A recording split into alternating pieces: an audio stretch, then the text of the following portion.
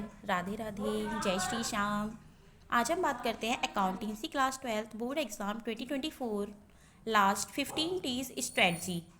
आप कैसे तैयारी करें, how to get 90 plus marks, कैसे तैयारी करें कि आप 90 प्लस मार्क्स गेन करें। तो सबसे पहले बात करेंगे हम चैप्टर्स की सिलेबस के बारे में। सिलेबस क्या है आपका? फर्स्ट बुक है आपकी। फर्स्ट बुक में से 36 मार्क्स का रहता है, जिसमें पार्टनरशिप ऑफ फर्म्स, इसमें सारे चैप्टर्स हैं पार्टनरशिप से रिलेटेड। गुडविल, सबसे पहले profit and loss appropriations account का goodwill. Next change in profit sharing ratio. Next रहता है इसमें सारे चैप्टर्स हैं। फिर एडमिशन है, रिटायरमेंट है, डेथ है, डिजोल्यूशन ऑफ पार्टनर्स। तो इस वाली फर्स्ट बुक्स में से रहता है टोटल 36 मार्क्स का। नेक्स्ट बुक है आपकी कंपनी अकाउंटिंग, जिसमें 24 मार्क्स का रहता है, जिसमें issue of debentures and issue of shares. Next analysis of financial statements, इसमें से रहता है 20 मार्क्स का। तो टोटल आपके हो जाते हैं 80 मार्क्स। अब बात करते हैं कि चैप्टर्स में से कितना बीटीज रहता है। अभी तो बुक्स का बीटीज था कि 36 का फर्स्ट बुक में से रहता है, 24 का सेकेंड बुक में से एंड 20 का थर्ड बुक में से। अब चैप्टर वाइज बीटीज अप्रॉक्स कितना रहता है। इसमें सबसे पहला फंडामेंटल्स, इसमें फर्स्ट चैप्टर रहता है, जिसमें आपका इंटरेस्ट ऑन ड्राइंग, MCQs में आ जाते हैं कि इंटरेस्ट ऑन ड्राइंग फाइंड करना है, इंटरेस्ट ऑन कैपिटल, ये सब कुछ आ जाता है करने के लिए। नेक्स्ट गुडविल, और इसमें 3 मार्क्स में रहता है क्वेश्चन, ऑलमोस्ट मिलता है। वो ज़्यादातर एप्रोप्रिएशन में से मिलता है, या तो गारंटी वाला क्वेश्चन होता रहता है कभी कभी, या फिर adjustment of entry. Next goodwill में से 3 मार्क्स में एवरेज प्रॉफिट से आ जाता है, सुपर प्रॉफिट, कोई भी प्रॉफिट फाइंड करने के लिए आ जाता है। Next change in profit sharing ratio में से 1 मार्क्स का क्वेश्चन मिलता है, जिसमें ओल्ड रेशियो गिवन रहते हैं, फिर आपको न्यू रेशियो फाइंड करने होते हैं। In the case of admission of new partner, तो new profit sharing ratio find करने के लिए मोस्टली क्वेश्चन मिल जाता है इसमें से। एडमिशन में इसमें 6 मार्क्स का एक क्वेश्चन रहता ही है, लॉन्ग क्वेश्चन, और 2 क्वेश्चन ऑलमोस्ट अप्रॉक्स में रहते हैं, 2 क्वेश्चन मल्टीपल चॉइसेस के रहते हैं। रिटायरमेंट और एडमिशन, इनमें क्या रहता है कि आपको और में मिलता है एक क्वेश्चन। तो जैसे ये 6 मार्क्स आपके कॉमन हो जाएंगे, या तो रिटायरमेंट में से आएगा क्वेश्चन, एडमिशन में से। अगर आपको ये है कि हमें एडमिशन बहुत अच्छे से आ रहा है, रिटायरमेंट नहीं आ रहा है इतना, तो हम एडमिशन की अच्छे से प्रिपरेशन कर सकते हैं, तो वो वाला क्वेश्चन अटैम्प्ट कर लेंगे। रिटायरमेंट बहुत अच्छे से प्रिपेयर है तो वो कर लेंगे। नेक्स्ट आपका डेथ वाला चैप्टर है, तो डेथ में तो बहुत सिंपल है, लोन अकाउंट बनाना होता है, पार्टनर्स एग्जीक्यूटर्स अकाउंट बनाना होता है, ये तो बहुत सिंपल है ना। डिजोल्यूशन में से या तो आपको एंट्री मिल जाती है 4 मार्क्स में करने के लिए, बिल्कुल सिंपल है। जैसे एडमिशन में आ जाती है कभी एंट्री, डिजोल्यूशन में या तो एंट्री आती है, या फिर पार्टनर्स कैपिटल अकाउंट पूरा सबसे पहले लॉस या प्रॉफिट। ऑलमोस्ट केसेस में डिजोल्यूशन होता ही वहाँ पर है जहाँ पर लॉस रहता है फर्म को। फिर उसके बाद partners capital account, next cash account, bank account जो भी गिवन होता है वो बनाते हैं। उसके बाद आपकी थर्ड बुक सेकेंड रहता है, फिर उसका सेकेंड बुक में से डिवेंचर्स आता है आपका, डिवेंचर्स और शेयर। अब देखो, शेयर और डिवेंचर ये बहुत अच्छे चैप्टर हैं दोनों। शेयर, अगर आपका शेयर और डिवेंचर बहुत अच्छे से है, शेयर बहुत अच्छे से आ रहा है तो डिवेंचर को बिल्कुल टाइम लगने वाला नहीं है। जिसका शेयर क्लियर है, डिवेंचर्स अपने आप क्लियर हो जाएगा।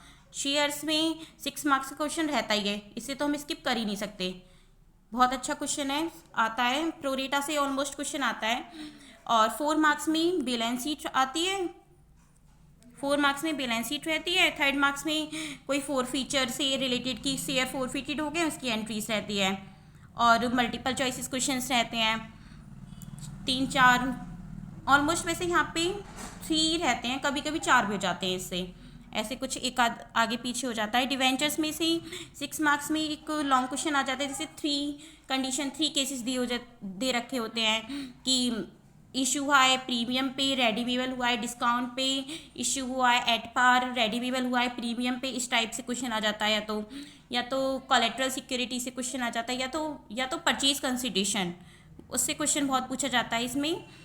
और मल्टीपल चॉइसेस क्वेश्चंस रहते हैं 1-2।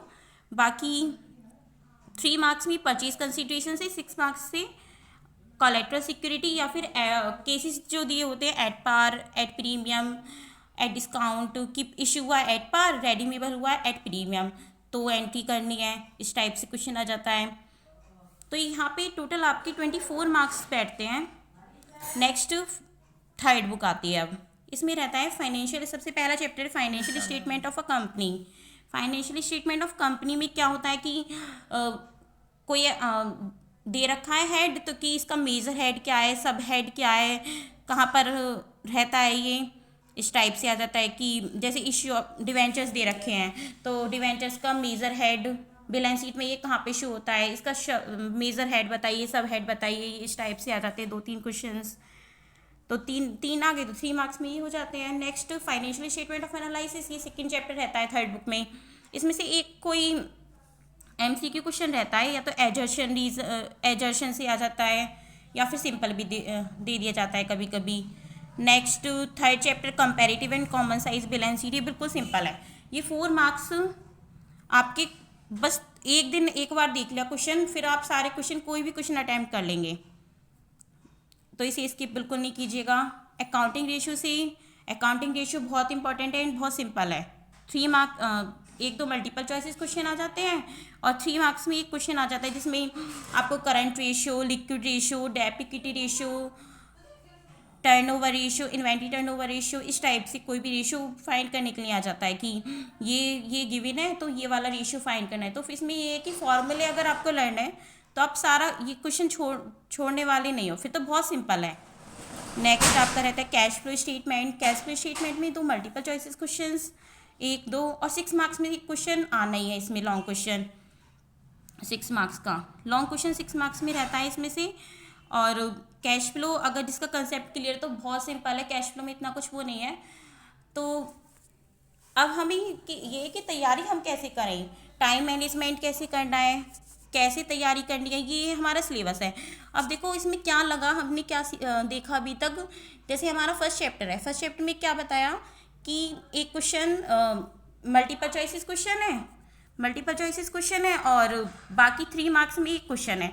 तो 3 मार्क्स में जो क्वेश्चन है उसमें क्या हो रहा है कि 3 मार्क्स में क्वेश्चन या तो गारंटी से पूछ लिया जाता है, या तो profit and loss appropriation account, मतलब इस टाइप से आता है, या फिर कि पास्ट एडजस्टमेंट एंट्री से आ जाता है कि पहले ये था, ये डिवाइड कर लिया था, ये उनका रेशियो था और इस रेशियो में डिवाइड कर दिया, करेक्ट करने के लिए आ जाती है एंट्री, इस टाइप से आ जाता है मोस्टली।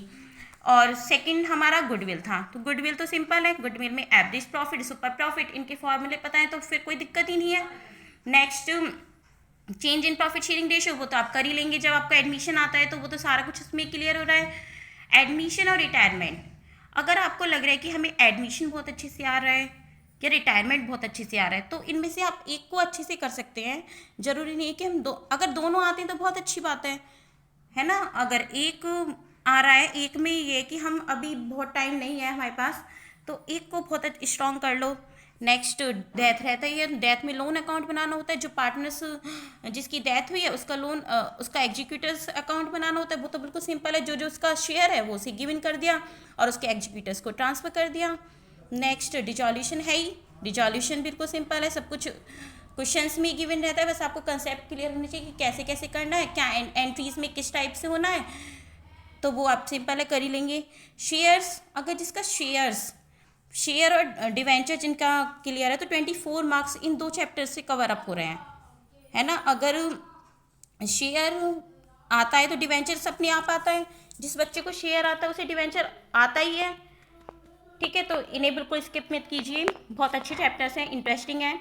नेक्स्ट थर्ड बुक आ जाती है, इसमें फाइनेंशियल स्टेटमेंट ऑफ कंपनी, इसमें बैलेंस शीट से सब हेड्स, मेजर हेड, सब कुछ बैलेंस शीट जिसने पढ़ी हुई है उसके वहीं से सारे सब हेड, मेजर हेड वहीं से क्लियर हो जाते हैं।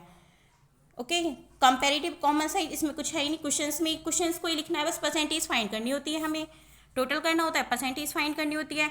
अकाउंटिंग रेशियो में थोड़ी सी फॉर्मूले, ज़्यादातर मेनली क्वेश्चंस यहीं से पूछ लिया जाता है, inventory turnover ratio, liquid ratio, current ratio, debt equity ratio, almost यही रेशियो रिपीट होते रहते हैं। और कैश फ्लो आता है, ये कैश फ्लो में इतना कुछ नहीं है, 3 एक्टिविटीज़ है, तीनों एक्टिविटीज़ लिख दी। अगर एक दो ये कि स्किप नहीं करना है क्वेश्चन, अगर कहीं कोई एडजस्टमेंट में कोई कन्फ्यूजन है तो उस टाइप से एक दो कन्फ्यूजन है तो हो भी जाता है, क्योंकि हमें पता होता है ना कि आंसर इतना आना है। ओपनिंग ओपनिंग उसे लास्ट में फाइंड हो ही जाता है कि कितना आंसर चाहिएगा, है ना। तीनों को प्लस करते हैं, प्लस ओपनिंग, तो वो किसके इक्वल आ जाता है, क्लोजिंग वाले कैश के। तो वहाँ से क्लियर हो जाए। अगर कोई छोटी मोटी मिस्टेक है तो वहीं पे क्लियर हो जाएगी कि यहाँ पे ये मिस्टेक हुई है ना। तो अब ये कि हम टाइम मैनेजमेंट कैसे करेंगे। देखो टाइम बहुत मैटर करता है, अगर टाइम का ध्यान नहीं रखोगे तो काफ़ी पेपर छूट जाएगा। इस टाइप से अगर ऐसे करोगी, कैलकुलेशन आराम आराम से करें, या फिर एक क्वेश्चन को ही बहुत ज़्यादा टाइम दे दिया है, तो ऐसे तो पॉसिबल नहीं है ना। अगर हम एक क्वेश्चन को ही सारा टाइम दे देंगे तो फिर बाकी का पेपर कैसे करेंगे, बाकी का छोड़ देंगे तो वो भी तो बेकार है ना। तो फिर तो बहुत ज़्यादा लॉस हो जाएगा हमारे मार्क्स का। तो सबसे पहले हमें क्या करना है, हम लास्ट वाले सेक्शन बी से क्वेश्चन स्टार्ट करें। सेक्शन बी में 20 मार्क्स का रहता है। ओके, तो सेक्शन बी को 20 मार्क्स के लिए आपको कितना टाइम देना है, आपको 40 मिनट देने हैं। कितने मिनट्स देने हैं सेक्शन बी में, 40 मिनट। ओके, तो अब हमारे पास कितना टाइम बचता है, हमारे पास टोटल टाइम कितना है, 180 मिनट है ना। 3 आवर्स हैं हमारे पास, 3 आवर्स हैं, तो 3 आवर्स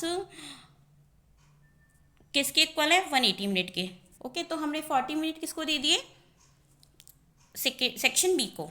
ओके, तो अब हमारे पास जो टाइम बचता है तो वो 2 आवर्स 20 मिनट का रहता है, 2 आवर्स 20 मिनट का टाइम रहता है हमारे पास। तो ये टाइम हमें बाकी पोर्शन के लिए देना है।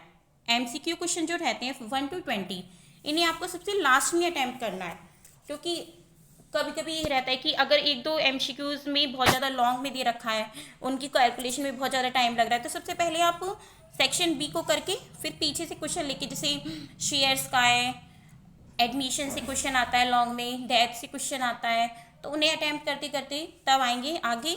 और ऐसे भी नहीं करना है कि लॉन्ग क्वेश्चन में उलझे रह जाना है, एमसीक्यूज को स्किप करना है, क्योंकि वहाँ से वो भी बेकार है। जैसे कोई क्वेश्चन है, प्रोरेटा का क्वेश्चन है, बाद में हमें बीच में कुछ कन्फ्यूजन हो गया है, तो ऐसा नहीं करना है कि उसमें ही उलझे रहना है, फिर नेक्स्ट क्वेश्चन पे आ जाना है कि बाद में उसके लिए टाइम बचा के रखना है, कि फिर बाद में इस टाइप से टाइम मैनेज करना है कि आप फिर बाद में इस क्वेश्चन पे आ जाएं। ओके, ऐसा नहीं करना है कि एक क्वेश्चन है प्रोरेटा का, लॉन्ग क्वेश्चन है, उसमें आपने हाफ आवर्स इन्वेस्ट कर दिया, तो ऐसे ही नहीं करना है। ओके, और सब कुछ अच्छे से पढ़ना है, रिवाइज अच्छे से करना है। रिवीजन बहुत मैटर करता है। आप पूरी साल पढ़े हैं और लास्ट में रिवाइज नहीं किया है, इसलिए बस क्वेश्चंस लिख के नहीं किए हैं, सिर्फ ऐसी वीडियो चला ली, ऐसी देखते रहे बस, ऐसी काम नहीं चलता है ना। सब कुछ न्यूमेरिकल सब्जेक्ट में रहता है कि लिखना बहुत ज़रूरी है, सब कुछ क्वेश्चंस लिख लिख के करो। ये ऐसा नहीं कि रट लिया। अकाउंट में न्यूमेरिकल सब्जेक्ट्स है, तो न्यूमेरिकल्स तो जितना ज़्यादा सॉल्व करोगे उतना अच्छे से क्लियर होंगे। ओके, और मैं आपको सभी चैप्टर्स के इम्पोर्टेंट क्वेश्चन भी कराऊंगी। तो अगर वीडियो अच्छी लगी हो तो लाइक शेयर सब्सक्राइब करें। Thank you.